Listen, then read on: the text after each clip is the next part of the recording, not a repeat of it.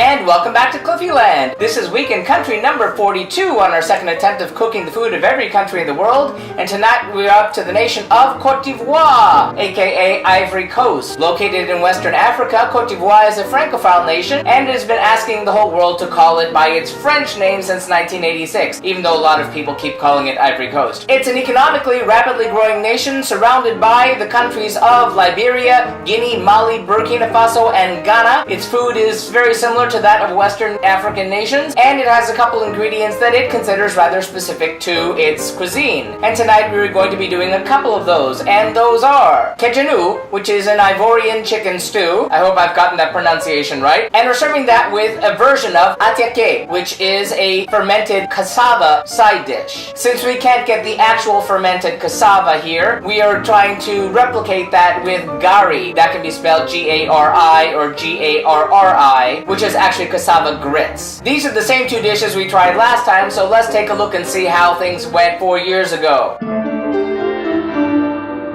Well, 4 years ago on the Global Cooking Challenge, I was again just getting started and trying to figure out a number of basic things. On the chicken stew, things went rather well, even though I kind of ran out of time and wound up doing it on the stove top. Still, it came out rather well, and the attiéké was phenomenal. I really enjoyed it and actually made it a few times since. About the attiéké, the origins of the dish actually trace back to a tribe which is mostly located in Ghana, even though it really is considered an Ivorian dish. So let's take a look at tonight's ingredients.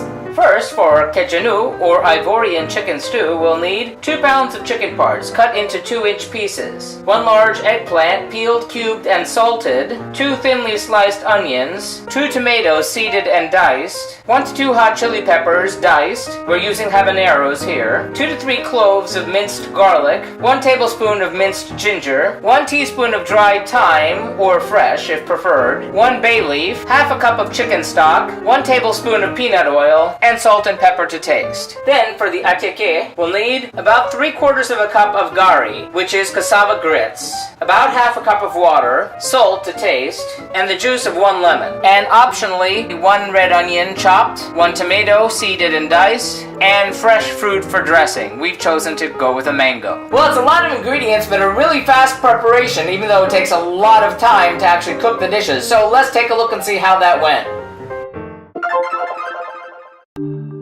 First, preheat your oven to 325 degrees Fahrenheit. Then, into a large oven-proof pot, place the chicken parts, cubed eggplant, sliced onions, diced tomatoes, chopped chili pepper, minced garlic, minced ginger, thyme, bay leaf, chicken stock, peanut oil, salt, and pepper. Stir to combine. Cover and seal the pot with foil. Cover the pot with the lid and bake in the oven for about 3 hours. Set a timer for 10 minutes and remove the pot. Shake well without removing the lid and return the pot to the oven and repeat the process every 10 minutes. Place the gari in a bowl. Slowly pour in water and mix with your fingers. When fully saturated, set aside. Place water in the base of a deep pot and set it to boil. Set the steamer basket over the water. Place a clean dish towel over the basket. This would also work with parchment paper. Spoon the wet gari into the towel. Fold the towel over the gari. Cover and let steam for 10 minutes. Uncover and stir. Replace the lid and let steam for another 10 minutes. Remove the attiéké from the pot and move to a bowl. Salt to taste, and drizzle on lemon juice.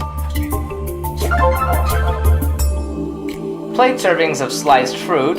Plate the attiéké alongside. Dress with diced red onion and diced tomato. Ladle the stew into bowls and serve hot.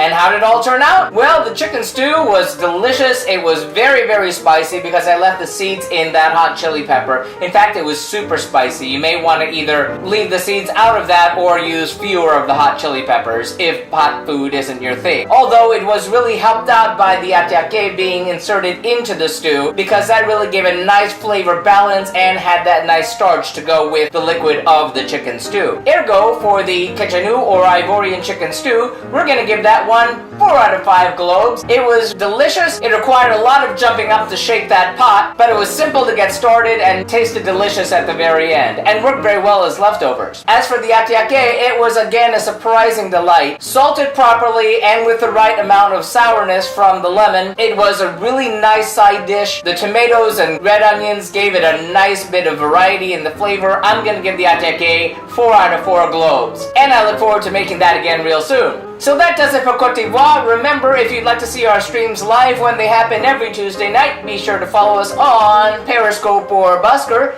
Like and subscribe if you'd like to be advised when these videos are posted every Wednesday night. And if you have any thoughtful feelings or helpful suggestions about the food of Côte d'Ivoire or any of our future nations, feel free to sound off in the comments. And tune in next week when, after a long break, we head back to Europe for the food of Croatia. Until then, thanks for watching and happy eating!